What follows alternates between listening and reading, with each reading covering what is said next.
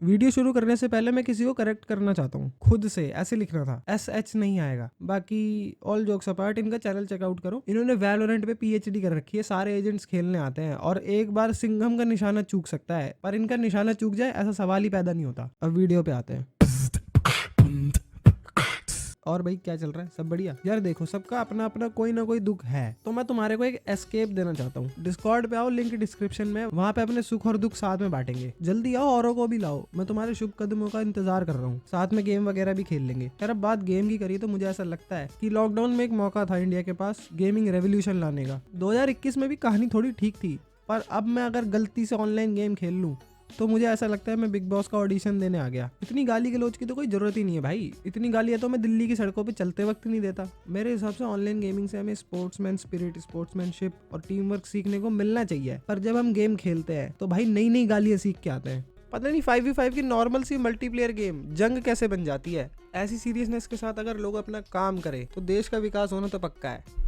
As a casual gamer मेरी तो औकात के बाहर है भाई इतना पागल होना। मैं बस गेम को एंजॉय करना चाहता हूँ 1-2 घंटे खेल के। पर कुछ लोग इतने कमीने होते हैं ना बहनचोद, वो मेरी गालियों की डिक्शनरी खुलवा ही लेते हैं। मेरे को ये समझ नहीं आ रहा किससे इंस्पायर हो रहे हैं। ऐसा कौन सा गेमर है जो साला माउस से ज्यादा मुंह चला रहा है? बहनचोद ऐसे लोग टीम वर्क जानते ही नहीं है, और अगर यही हरकतें रही तो नॉर्मल जगह भी इनका उठना बैठना बैन हो जाएगा। अगर अपने आप को चेंज नहीं किया ना तो भाई कुछ नहीं होना, गेमर बनना तो दूर की बात है। इनकी हरकतें किसी बच्चे का गेम खेलना बंद करवाएगी किसी दिन। किसी के माँ बाप ने अगर गाली वाली सुन ली ना तो PC जब्त हो जाएगा उस बच्चे का। बाकी कुछ लोग तो ऐसे एक गेम के पीछे ही पड़ गए हाथ धो के। मतलब उनको गेम खेलना आ गया है सही से, पर अब ईगो भी आ गई है कि बस पहचो मैं ही हूँ बाप आदमी, बाकी सारे चूती है, किसी को कुछ खेलना ही नहीं आता। इजी पैटर्न पकड़ लिया उन्होंने। पर मेरे हिसाब से एक्सप्लोर करना बहुत जरूरी है भाई। क्या पता तुम कोई और गेम और ज्यादा अच्छी खेल लो। अब ये लोग ऐसे ही गेम्स खेलना पसंद करते हैं और ऐसे ही गेम्स देखना प्रेफर करते हैं। और यू नो व्हाट, ऐसे लोगों की वैसे काफी क्रिएटर्स अपनी ऑडियंस ग्रो नहीं कर पाते। जिनकी बढ़ जाती है बढ़िया है, बट मुश्किल है यार ऑडियंस ग्रो करना एक ही चीज पे टिक कर। और क्रिएटर की भी एक्सप्लोरेशन रुक जाती है और उनकी ऑडियंस भी मेंटली ग्रो नहीं होती। वैसे आजकल सुनने में आ रहा है YouTube अपने छोटे क्रिएटर्स को पुश कर रहा है। या मतलब YouTube मेरे को बड़ा क्रिएटर मानता है। 70 सब्सक्राइबर अब हुए हैं मेरे। अगर कोई नया बंदा देख रहा है तो यार करो ना सब्सक्राइब, सच में पाप धुल जाएंगे तुम्हारे। खैर back to the topic. Example के लिए फ्री फायर लेते हैं। ये गेम इतनी बुरी नहीं थी, but for the obvious reason इसको हेट मिलने लग गया। भाई बच्चों के दिमाग पे कब्जा कर लिया था इस गेम में। बच्चे पागल हो गए थे, माँ बाप की जेबें खाली कर दी थी इन्होंने इस गेम में पैसे लगा लगा के। हद का एडिक्शन था भाई सबको। फ्री फायर को अपनी पर्सनैलिटी से जोड़ दिया था लोगों ने। जो आजकल लोग अपने कॉलेज का नाम इंस्टा की बायो पे लिखते हैं, वो लोग अपनी इंस्टा बायो पे गेम की आईडी लिख रहे थे लॉकडाउन में। और लॉकडाउन ही एक ऐसा परफेक्ट टाइम था जो हमारे को गेमिंग की वर्ल्ड को एक्सप्लोर करने के लिए मौका दे रहा था। पर नहीं, हमारे को तो मेंढक का